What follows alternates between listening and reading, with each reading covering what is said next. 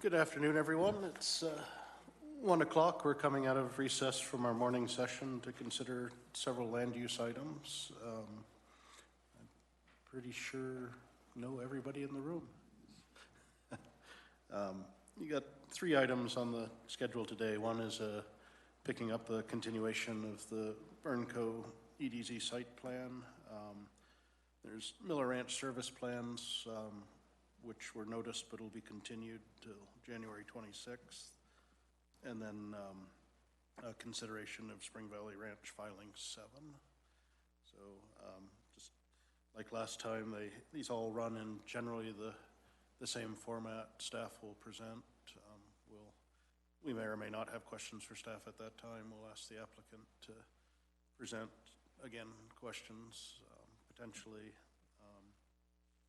invite public comment, ask for response from applicant or staff to any public comment received, and then we'll either decide yes with conditions, no, or continue if we feel there's still not enough information. So with Burnco, we had, if I recall correctly, we had done staff presentation. Burnco had presented somewhat, and then we took a break, and then there was a continuation, and since then I know there's been discussions with the staff. So when we reopen, I'll ask the staff to kind of bring us up to speed, and we'll go back to Burnco and then public comment and hopefully finish this one up today. So with that, I would ask for a motion to open Burnco EZS 20-0077. I'll make a motion. We open public hearing on Burnco EZS 20-0077. Second.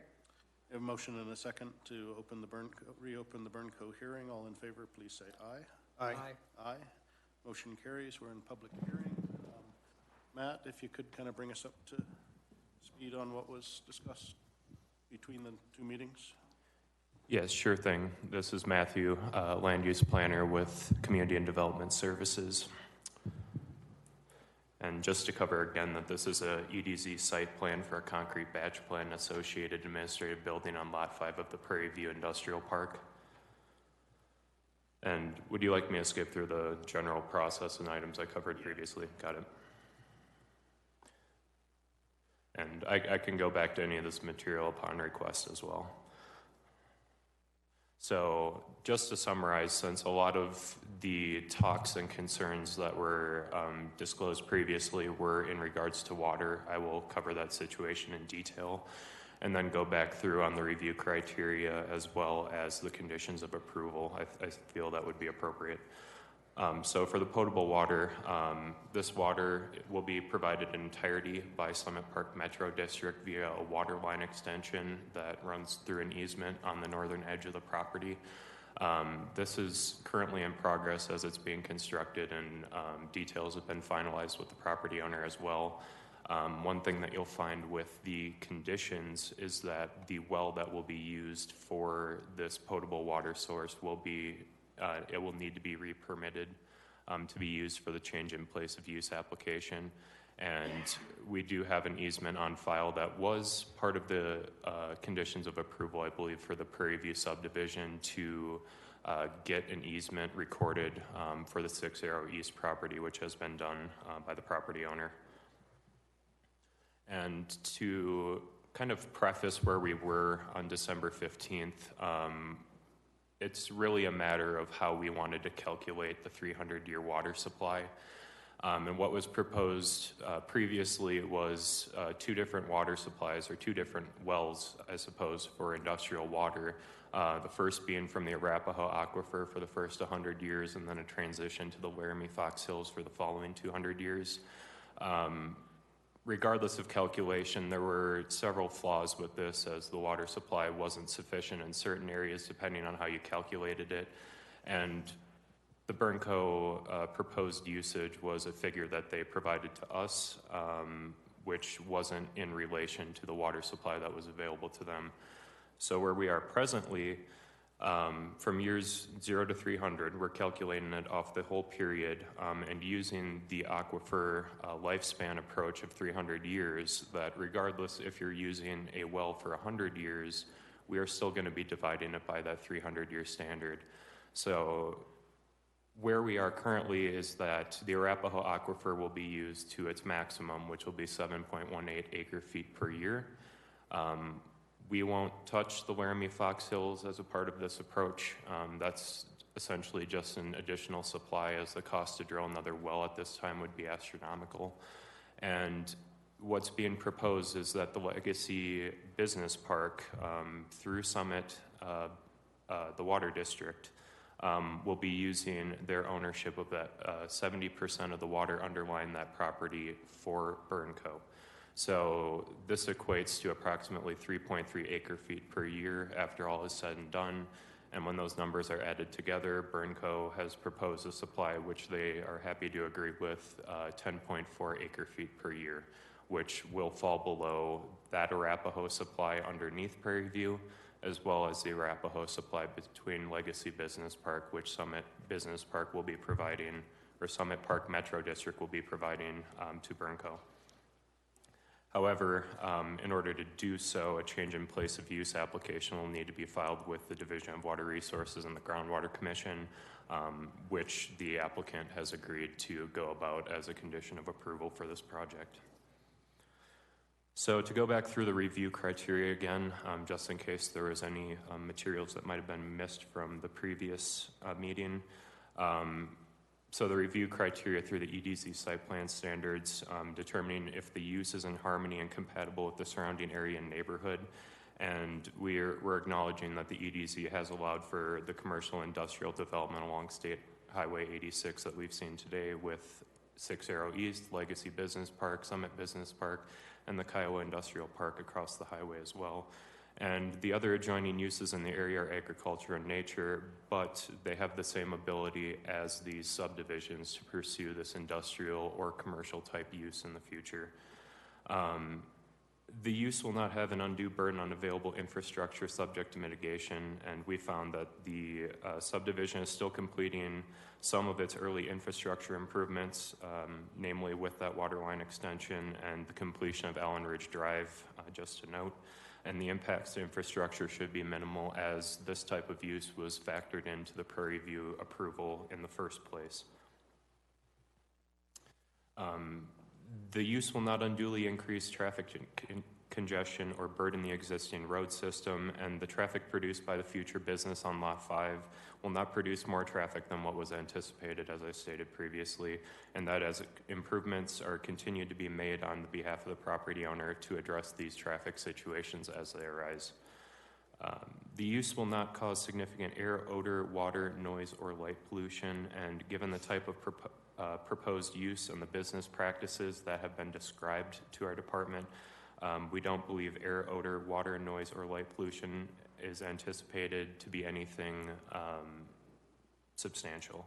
And to go back off some of the conditions that we may have put on previously in terms of requiring a photometric plan, several items like that had been omitted from the initial application and referral period, and we are going back and requiring an item like that to make sure that we are not having any offsite impacts with this proposal.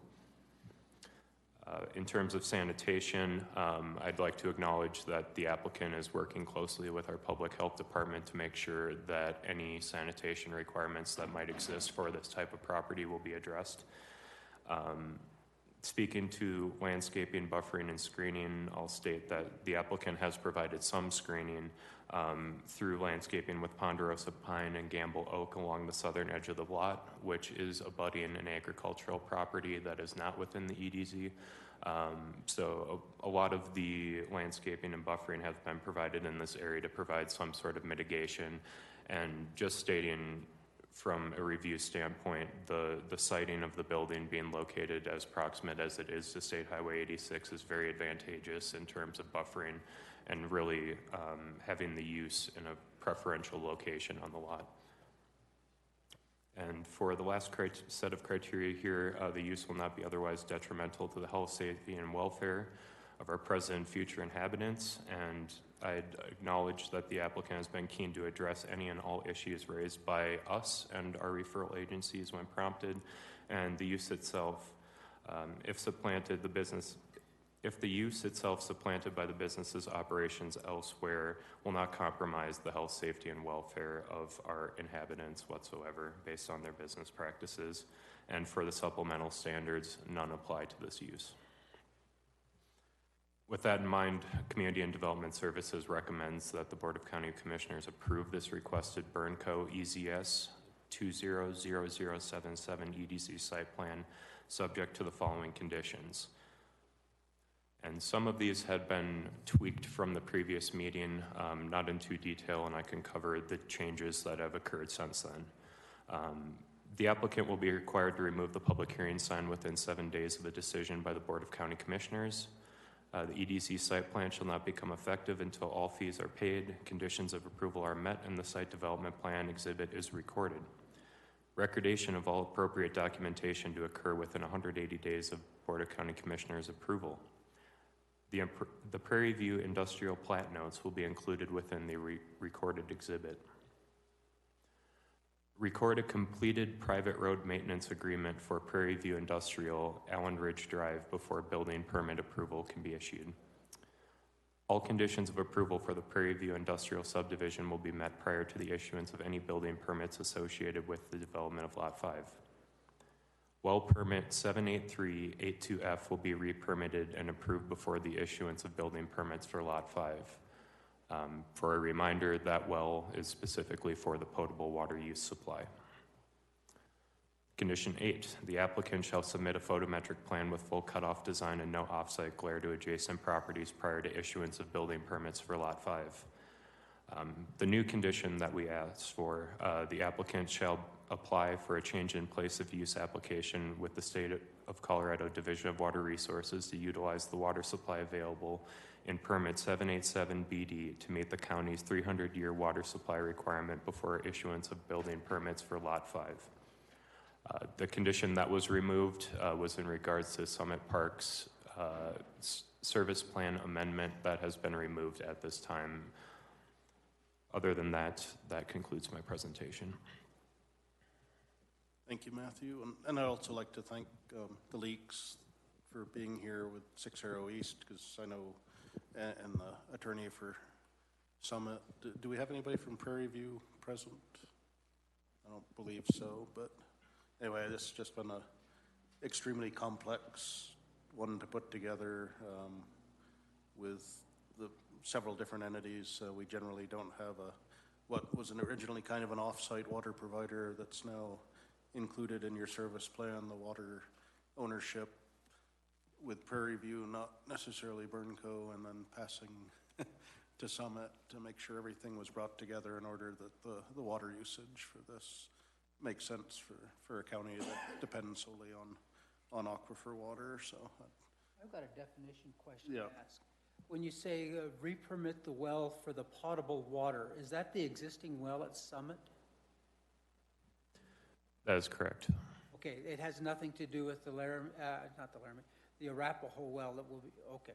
No, this is strictly for the potable water source. I believe it was a condition of approval with the change in place of use application that was approved by the Groundwater Commission, so that water could be used off-site.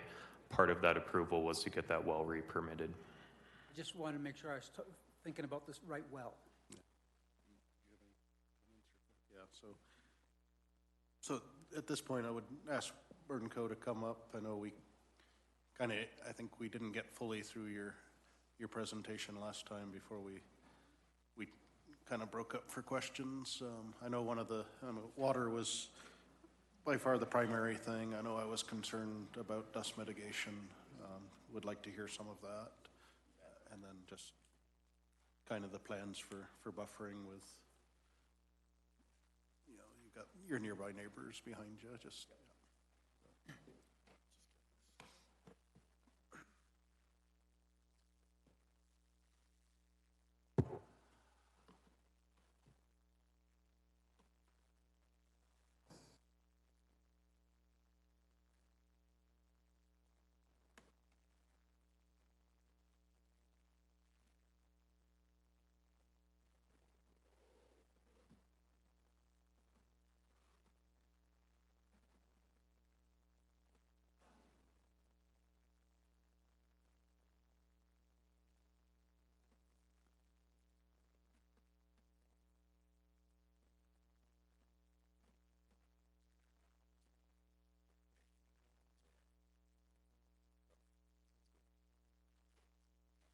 Well, thank you again for having us. Happy New Year, everyone. Again, thank you to the commissioners. We appreciate all your comments and questions from December, and I truly believe we've gotten through, gotten the respective answers for you. And then, again, thank you, staff.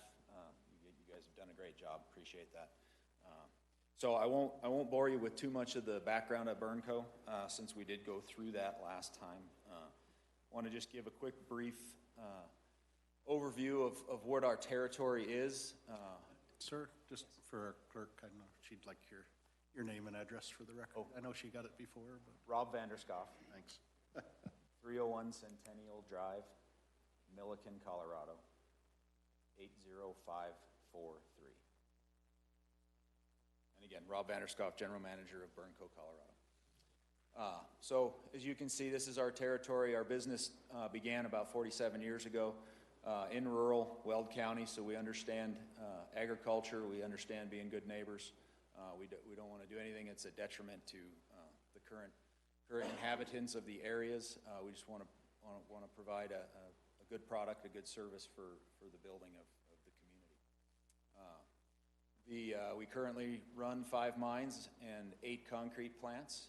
Our actual employee total for our ready-mix business is that 150 to 175. Our total Colorado is about 260. And then you can see our Burnco map there. The development of Parcel 5 within the Prairie View Industrial Park will include construction of a batch plant, including a administration building, which is part of that building. It's not a separate building.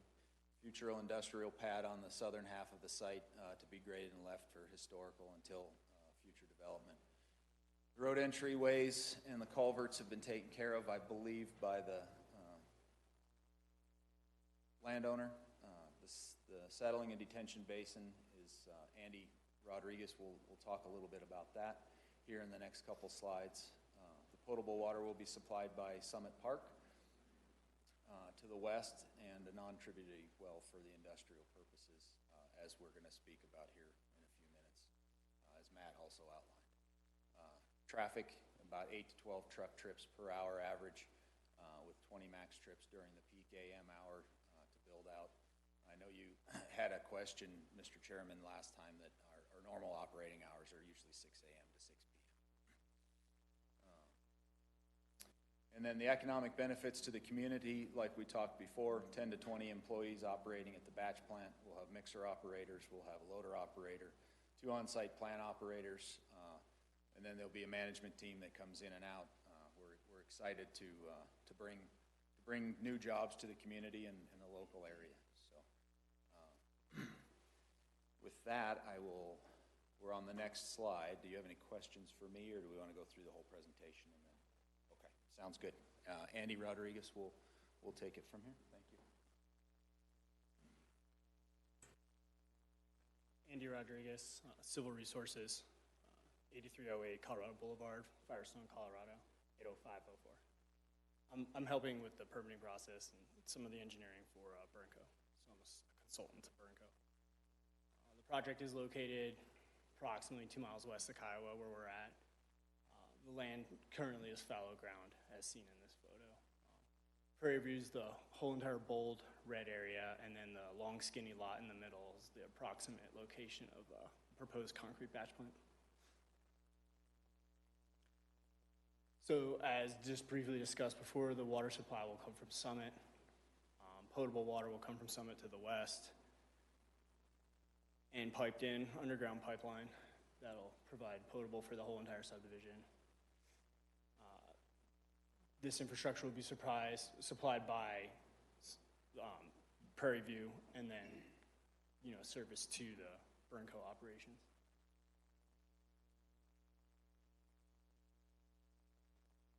So the industrial water will come from a non-tributary source. Prairie View owns water under the Arapahoe, so that water will be supplied via a 300-year supply. There's also Laramie Fox Hills water underneath Prairie that will be supplied. There's also additional supplies in the Legacy subdivision to the west that Summit operates that will be supplied as well, all under a 300-year supply. So this kind of gets into the weeds. Matt discussed this pretty good. The The Arapahoe is approximately 2,000 acre feet. The Laramie has 1,980 acre feet for a total of 4,135. This is a lot of water. We then backed that out and did each supply using a 300-year supply. So that's how you extract the 7.18 acre feet per year from the Arapahoe for 300 years. Burnco, in theory, could extract 6.6 acre feet from the Laramie for 300 years, but that would require an additional well punched into the Laramie Fox Hills. Since that's costly and probably won't be done, Summit Park owns approximately 70%, owns 70% of 787 BD, which is additional Arapahoe water under the legacy. If you were to divide that water out by 300, you get the 3.366 acre feet of annual withdrawal. So going to that bold underline there, Burnco can use about 10.4, 10.5 acre feet. This equates to about 80,000 cubic yards of batching of concrete. So there are additional water rights available that Summit controls.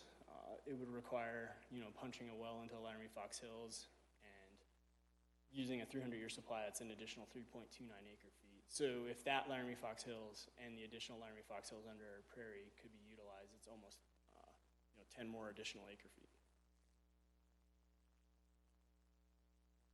So here's just a brief overlay of the district. So Summit to the west, the pipeline will be supplying potable from the west. That's the blue line there.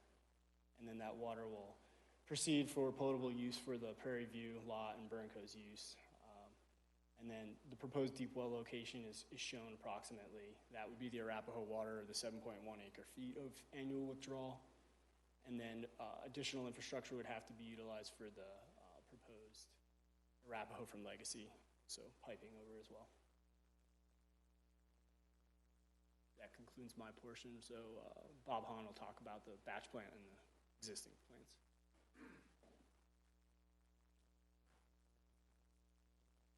Good afternoon, Commissioners. I'm Bob Hahn. I'm the Operations Manager for Burnco. I live at 55699 East Bates Lane, Strasburg, Colorado, 80136. Wanted to address some concerns around, environmental impact, specifically dust and water. I've been doing this for 33 years and set up several plants, and over the years we've really come a long ways as far as dust collection and water retention. The state holds us very accountable. I mean, it depends on us doing it right if we want to stay open. We have very good curb appeal throughout the business. It's one thing I've recognized when you drive by, we don't stand out in a bad way. We do it right.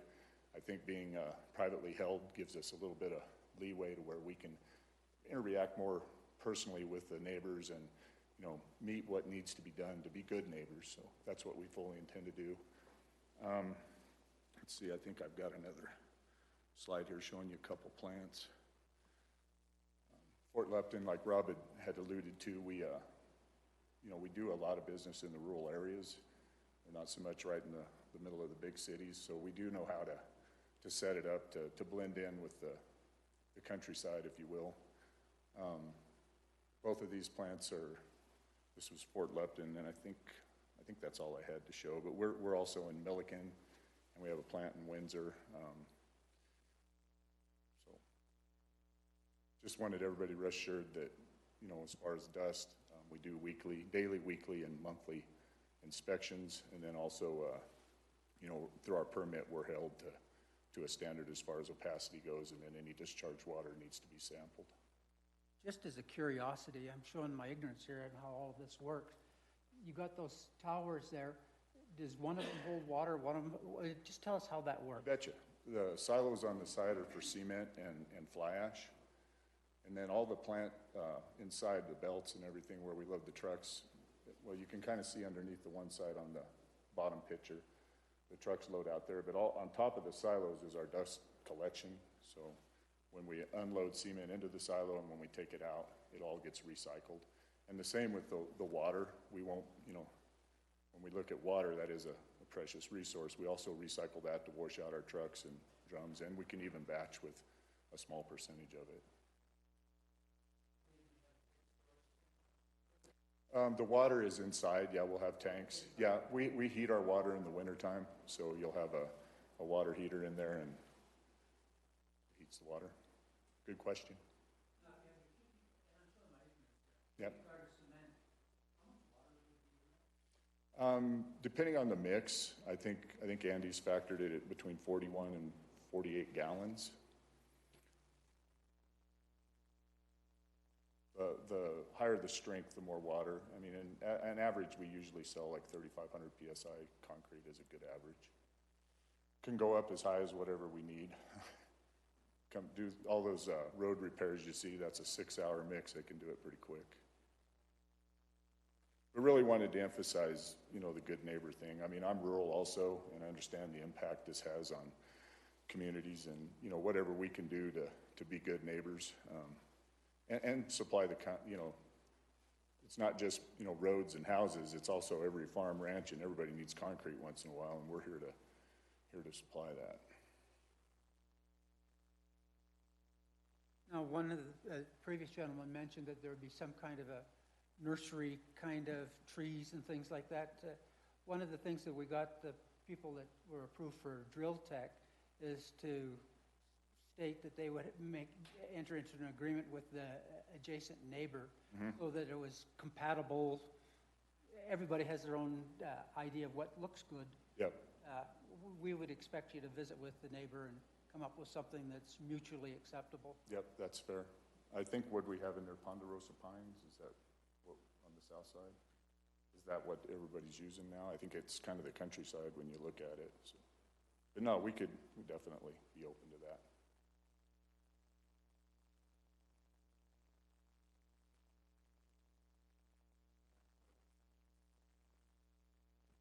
Like I said, I for one, I mean, there's always there's a plus in waiting until the application's all together. Right. To read, because I think when most people think cement plant, they think more of the surface mining, big conveyors. Oh, yeah. I was really actually surprised to see the renderings and how really agricultural building like this appeared to be. Yeah. They've come a long ways. Yep. I have a family up in Milliken. Over the holidays, I had the chance to kind of drive by your facility there, and it's not what I would have pegged as a cement plant if I hadn't been looking through this. And again, I know Prairie View's not here. They've done quite a few improvements and have the acceleration, deceleration lanes off 86 done. And I think it's between you and Prairie View, but to really look at that entrance, yep. I've asked our Public Works to kind of take, it looks very narrow if you were coming off the kind of the parallel road inside and then turning to go eastbound. It just seems like that's a pretty narrow entrance to try to turn without having to come into either inbound traffic into the... We definitely want to look at that. Safety is a priority. We don't want to get in anybody's way or have anybody in our way. You may have the material to do any corrections if needed. Oh, yeah. But those were kind of my big ones. Again, the focus on water has been big, and I know it's kind of delayed things along the way. There were, I think what Matthew provided made a lot of sense. I'd kind of looking back to Summit to say that he presented that accurately, and I know you're comfortable with it. This is really our first foray into 300-year water for a large water-consuming business. I mean, other than the golf course, this is probably the biggest water-using business we'll see in the county for a while. I mean, other than a couple of car washes in the towns, which haven't been in our area. So it's been a learning process on both sides for that. I appreciate everybody who had a piece of that. If you don't have anything else from that's all I had. Guys don't, I'd open it for public comment at this time. Thank you. Okay, do we have public comment?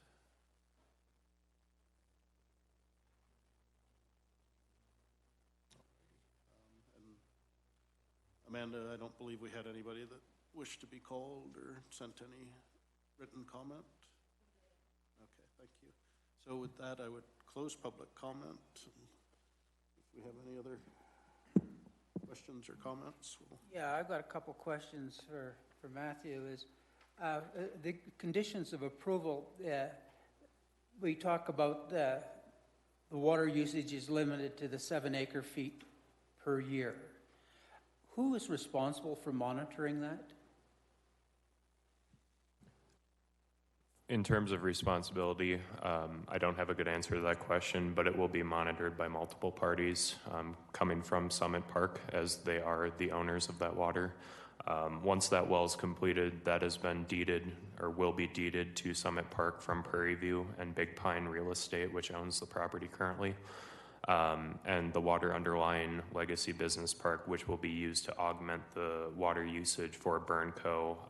Summit has 70% ownership of that water determination, and will be using the entirety of that for this, for Burnco.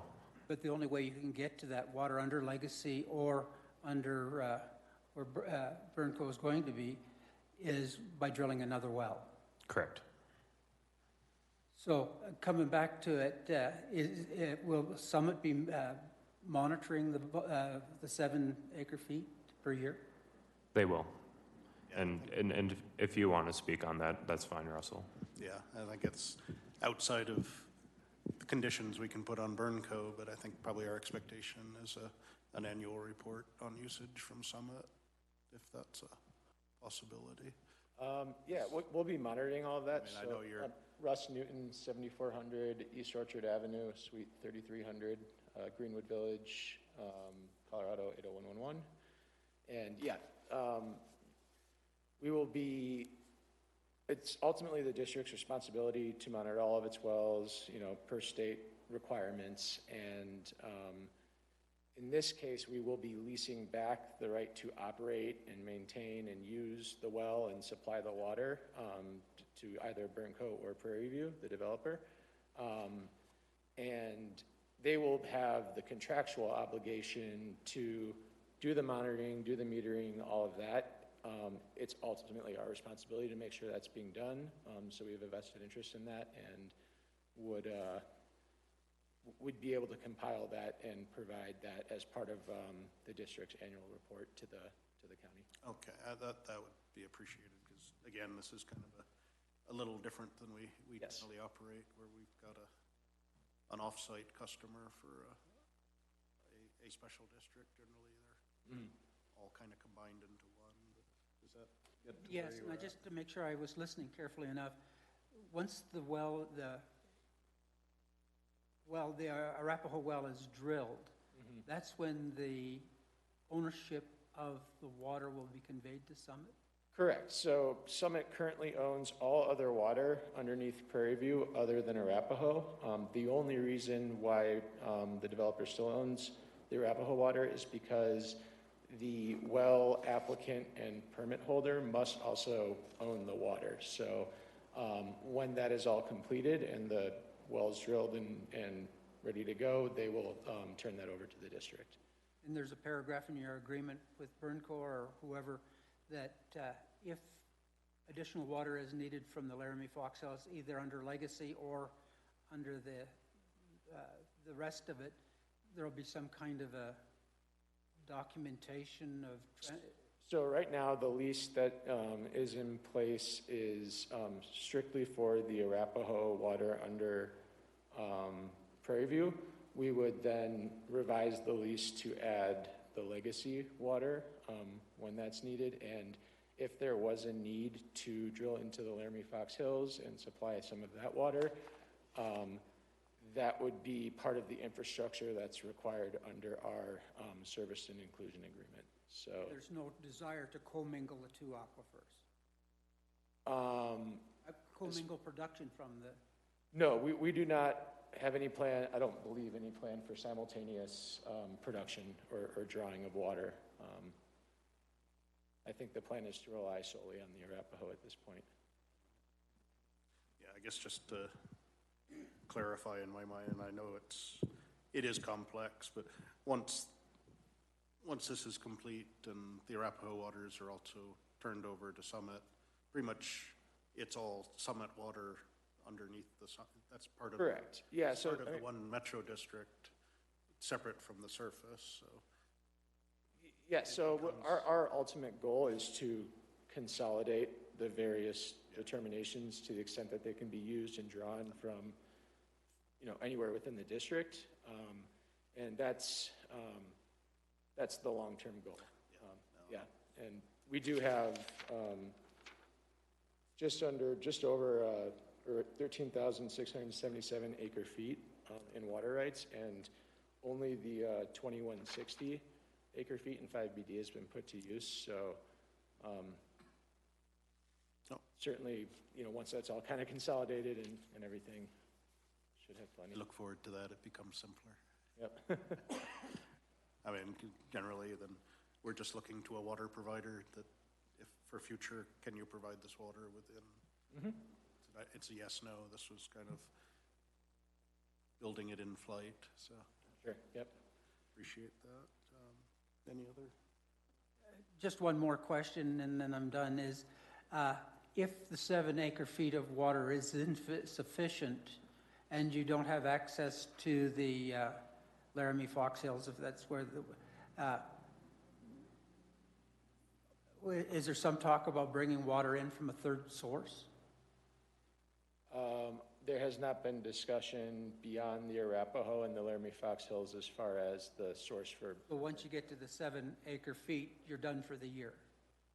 Well, it would be 10 once we add the legacy water rights, but yes, that would be the extent. Or until you drill the Laramie Fox Hills. Yeah, that would be the extent of our allowable usage per this site plan. No, I think the fact that we know what the limits are and we've got essentially a third party now reporting allows us to make sure these conditions are met. So I think that's a positive way to end. So,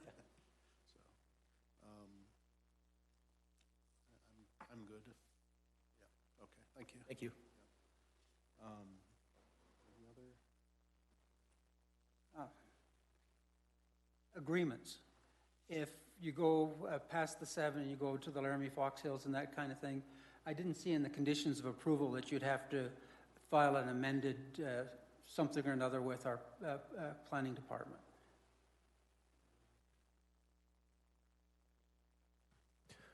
The intention was to use the Arapahoe water that's underlying Legacy Business Park, so that the value is not 7.18, it's 10.4 or 10.5, regardless of the decimal place. But then you got to put in there that they have to drill a well. The first part of that, to go down that road, which at a certain point you're in too far, is completing that change in place of use application to be able to use that water in Prairie View. So going through that process, you're already down that road to begin utilizing that Legacy Business Park water in Prairie View subdivision. No, I'm cool with that, but there isn't a Laramie Fox Hills well anywhere. No, that's not being conditioned. That's what I'm saying, is that a well would have to be drilled, whether it's under Legacy or if it's under Prairie View or somewhere else, to the Laramie Fox Hills. What I'm going with it, I just don't want to be surprised if the additional water's needed. I'm cool with that, but we need to know where it's coming from and how. Yeah, I can talk to that real quick, and Russ, probably if it's confusing. But if you just look at the Arapahoe, and I'm mistaken, I might have misrepresented, but the 10.4 will be extracted from the well that's drilled on Prairie. The change of use will then allow us to extract the 10.4. If that's used up, then they have to then punch wells into Laramie Fox Hills. Summit would have to change the Laramie Fox Hills underneath Legacy, and it's the same thing, but it's in the Laramie Fox Hills. But I guess I'm still missing some math here. The 3 extra, the 7, I understand that. I'm cool with that. The extra 3 was going to come out of Legacy, that's 70% there. Arapahoe. Yeah. Out of the Laramie Fox Hills. So then there's additional, so then let's say the Arapahoe's gone extinct, then the Laramie Fox Hills comes into play. It would have to go through the same change, Russell explain. Yeah. Go through the same change as we're doing with the Arapahoe that Summit owns. But Prairie owns the Laramie Fox Hills, so then they would extract from the Laramie Fox Hills, add the additional, and let me go back, Mr. Commissioner. I just want to have an understanding, a separate well. No, they're separate aquifers, Yeah. but it's almost the same thing, but you've gotten rid of the Arapahoe. So now you're just into Laramie Fox Hills. So, it's a valid question, but instead then you would take the 6.6 and you would add the 3.29, and it would be in Laramie Fox Hills. Yeah, but if I could, maybe I'm confused in what you're confused about, but I think the 7.1 acre feet and 3.8 acre feet, the 3.3 is currently under legacy. It's out of the Just out of the Arapahoe, but Arapahoe. it's under, Oh, I thought- One of them's under Legacy, one of them's under Prairie. when they get that change of use, it allows them to count what's under legacy as together with what's under Prairie View and extract from the same point. They don't need a separate well at legacy to pull the water out from legacy just to pipe it over to Prairie View. It's happening within the aquifer underneath. Correct. Does that answer? So it looks like as long as the usage stays below or at 10.5 acre feet per year, you're not gonna, that's a 300-year use for Arapahoe, and you won't exceed that capacity and need to go to the, Correct. so only if your annual capacity is exceeding that would there be a need to go to the Laramie Fox. Laramie Fox, yeah. Okay. Not often I have an attorney nod at me, so I think I'm good. Any questions from your side? All right. Anything else? No, I think that's got it.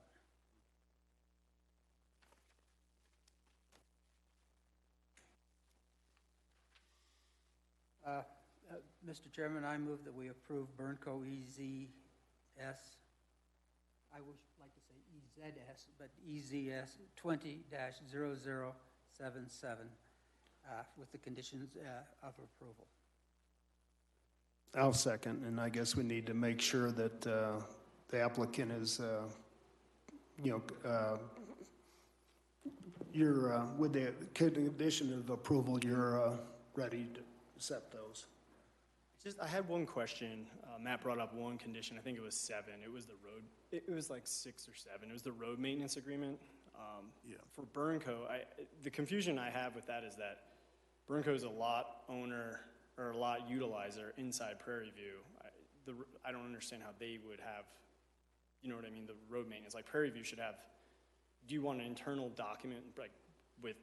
Yeah, what we'd be looking for is, Prairie Views should be, it's a private road, so the county's not going to maintain it. We want to make sure that the sub-site owners are confident that the road that provides them access will be there, whether that's Prairie View's agreement that they're going to maintain it themselves, or if they're asking you to maintain what's in front of your property.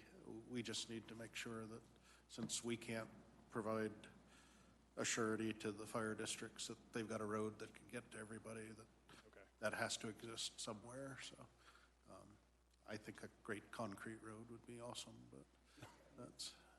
And I'm not totally privy to the Prairie View. Is there an HOA? Is that how it's kind of set up in a sense, Matt? I mean, this. Okay. Yeah. All right. Really have to work. Just thinking in my mind how to get that document. Yeah, it's a singular owner to my knowledge. So. Okay.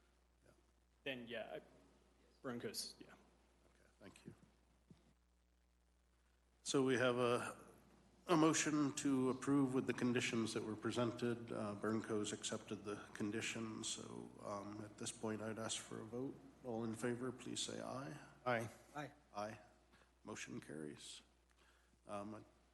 Accept a motion to close public hearing on this item. I'll make a motion. We close public hearing on Burnco EZS-20-0077. Second. A motion and a second to close public hearing on this item, so we're complete. Gentlemen, thank you for working through this. I know the adjacent property owner was here and you had a chance to talk to her, Connie, last time, so just keep those communications open, and thank you for choosing our county to do business.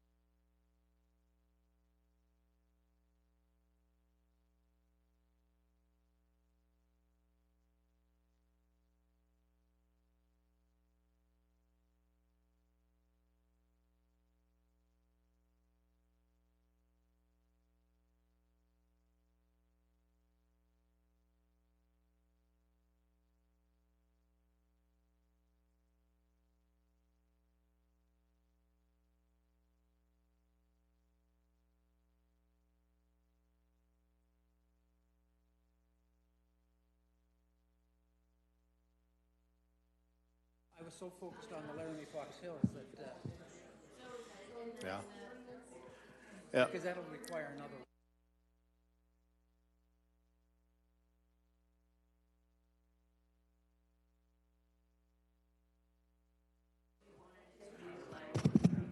Hey, folks, we've got 2 other hearings, so if you've got burn code discussion, could you take it out of the room and we'll move to the next item on the agenda?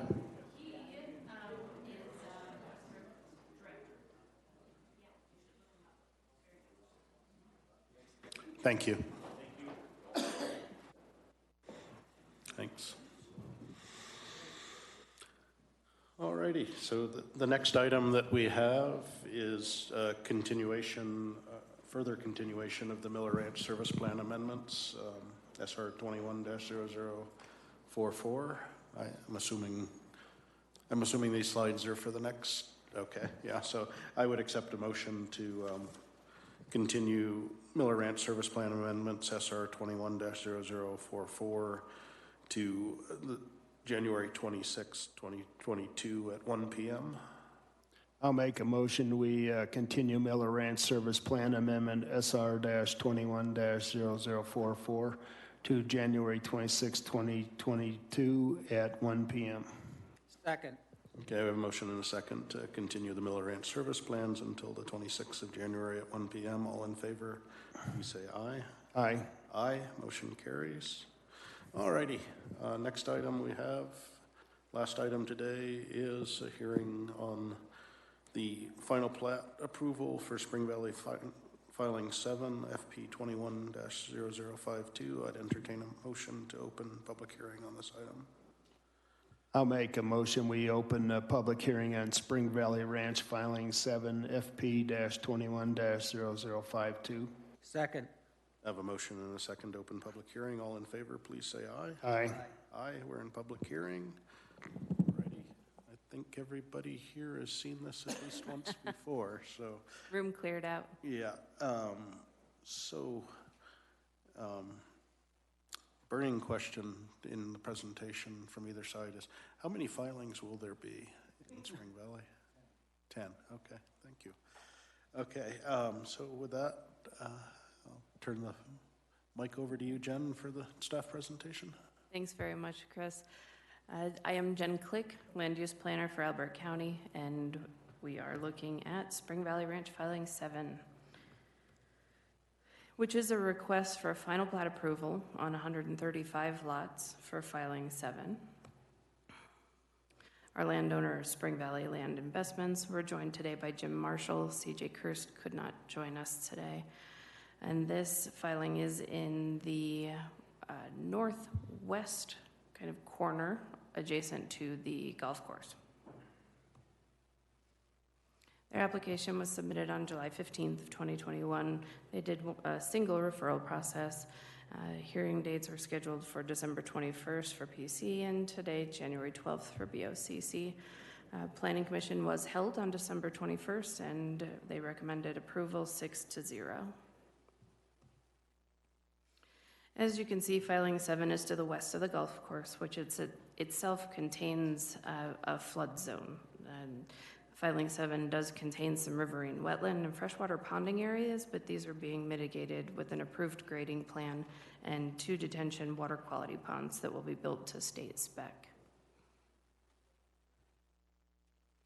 And here we have the site plan for Filing 7. The original number of single-family lots approved in Planning Area J was 137. The current count of 135 allows for the remaining 2 lots to be used as Tract P, a 1-acre park parcel clouded here. Also highlighted in yellow is River Highlands Drive, which I will refer to shortly.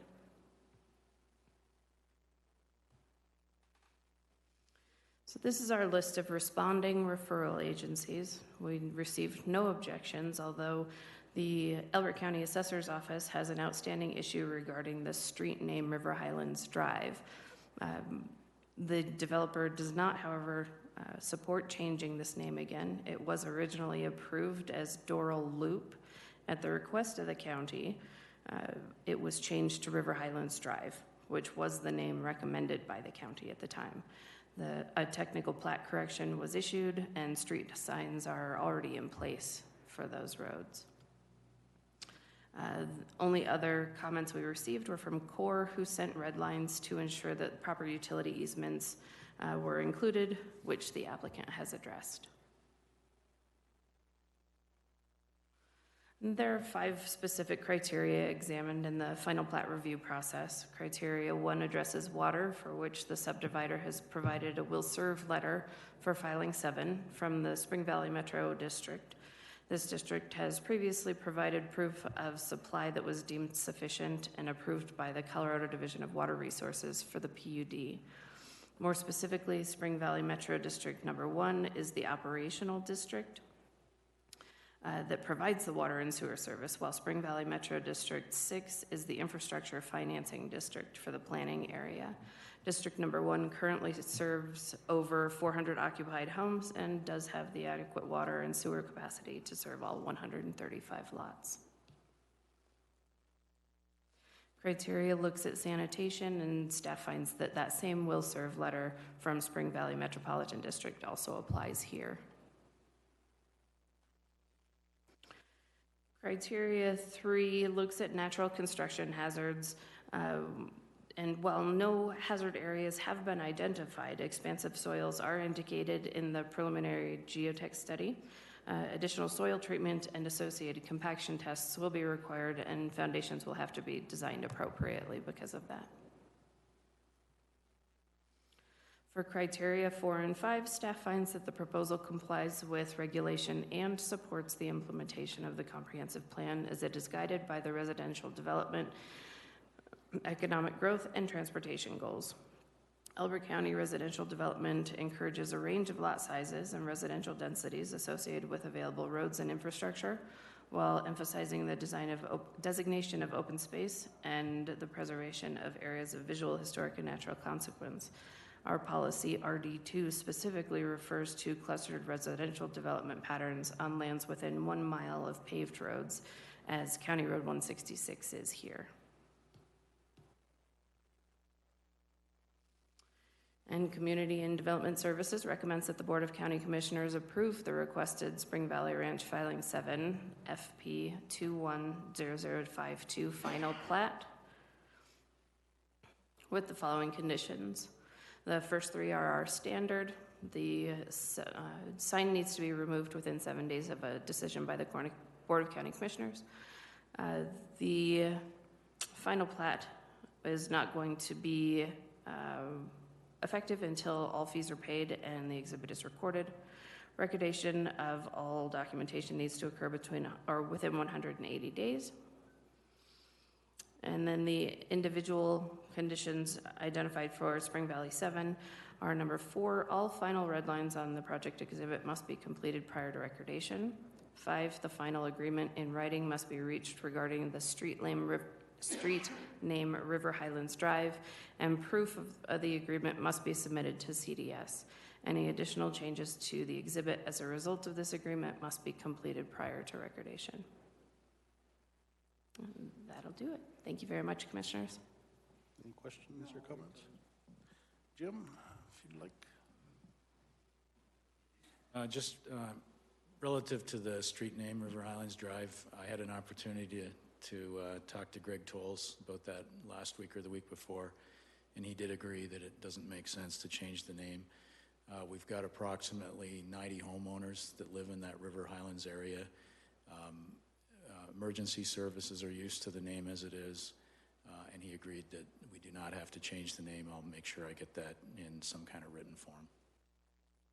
No, appreciate that. It's not often that the street name is the most contentious item we have. But yeah, as long as there's not another such named road in Rattlesnake, I don't. Well, and I think the other thing care. I pointed out to Greg is they're the ones that asked us to call it that in the first place. So we were just, it didn't make a lot of sense, and he did agree. Just a side question. You were planning on building recycled water. What's the status of that? I kind of thought you might ask that today. We are working with the state right now. We do need to identify a site where we can build a pond or maybe it's going to be a couple of ponds. We're looking at something close to the existing wastewater treatment plant. And we may actually bring in some temporary tanks when we do start, so that we can, until we can totally nail down the site for these storage areas. The issue with reuse effluent and the reuse of effluent is we can only really use it about 8 months of the year. There's really not any place we can put it in the wintertime because we can't, there's nothing to irrigate. But your Canadian ice hockey would work. I know it would, I know. I think there's 2 Canadians in the room here. So it's... This is storage of treated water or not? Yeah, it would be, when the water comes out of the treatment plant, our original approvals from the state for wastewater is we go through a tertiary, 3 levels. It's tertiary treatment. And my water guy tells me that when that water comes out of the wastewater plant, you can drink it. I don't think anybody's quite ready for that yet, but... Sounds like a challenge for him. Well, it sounds like New Orleans. That's what it sounds like. But they've been drinking their sewage for a long time down there. But anyways, it is in the works. We're working through it. We've got our applications in with the state for any approvals that we need with the state. We have been working with the golf course. When we're built out, we will generate enough reuse water that we'll be able to irrigate the entire golf course for the whole year, just with our reuse water. And we are filing 6, which was approved a few months ago, is going to be the first community where we'll actually have a purple pipe. So we could actually use reuse water in filing 6 for irrigation purposes only. The site that if we do it, we'll likely do it, is the site that's right down on the creek, because that's really close to the sewage plant, and it's not an uphill climb. It's pretty level down there. So, no, again, we've just got to, there's 2 things. We can store as much as we can store, but we also can discharge into the creek, and then it goes down Running Creek, and somebody uses it downstream. So it's not like the water's being wasted. It's not disappearing. It's going to be accounted for. That's appreciated. So, and one thing Jen stated, the 2 lots that we're not using, our PUD agreement does allow us to transfer density from one planning area to another. So although we have got that little park area there, we will be picking those 2 units up in one of the future filings. So any issues with the conditions? No, I think the biggest thing for us usually seems to be, can we get those signs out of there in 7 days? I know. Alrighty, so. Additionally, just to share with the commissioners, the SIA for filing 7 has gone through review and is on the agenda for the 26th meeting. And I would point out that we have been working with staff on the subdivision agreement, and we're in agreement with terms and conditions that are in there. Thank you. I may not be able to attend on the 26th, so. Cool. No, so I guess with that, I'd accept a motion to approve with conditions. Mr. Chairman, I move that we approve Spring Valley Ranch filing number 7, FP-21-0052, including all, the acceptance of all conditions of approval. I'll second. A motion and a second to approve this final plat for filing 7 with the conditions as stated. All in favor, please say aye. Aye. Aye. Aye. Motion carries. I'd take a motion to close public hearing on this item. I'll make a motion. We close public hearing on Spring Valley Ranch filing 7 FP-21-0052. Second. A motion and a second to close public hearing. All in favor, please say aye. Aye. Aye. All righty. That being all the business we have before us, I would accept a motion to adjourn for the day. I'll make a motion. We adjourn. Second. A motion and a second to adjourn. All in favor, please say aye. Aye. Aye. Motion carries. Thanks.